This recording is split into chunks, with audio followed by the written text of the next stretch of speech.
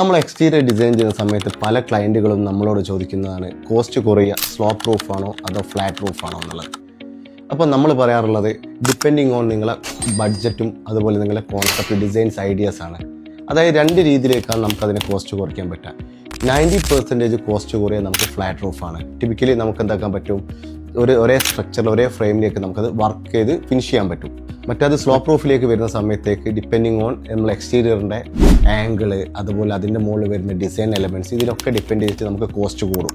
അപ്പോൾ അങ്ങനത്തെ കേസുകളൊക്കെ നമ്മൾ മാക്സിമം ഇതിപ്പോൾ രണ്ട് രീതിയിലേക്കും നമുക്ക് ഒരേ ലെവലിൽ കൊണ്ടുപോകണമെങ്കിൽ നമ്മൾ ഫ്ലാറ്റ് റൂഫ് അടിച്ചിട്ട് അതിൻ്റെ മുകളിൽ നമ്മൾ ട്രസ് വർക്ക് എന്ന ഡിസൈൻ കോൺസെപ്റ്റിലേക്ക് കൊണ്ടുപോകും. നിലവിൽ ഫ്ലാറ്റ് റൂഫ് വാർത്തതിന് ശേഷം ടിപ്പിക്കലി അതിൻ്റെ മുകളിലേക്ക് നമ്മൾ അതായത് പൈപ്പ് വെച്ചിട്ട് അതിൻ്റെ മുകളിൽ റൂഫ് ടൈൽ ഇടുന്ന രീതിയിലേക്ക് കൊണ്ടുപോകുക.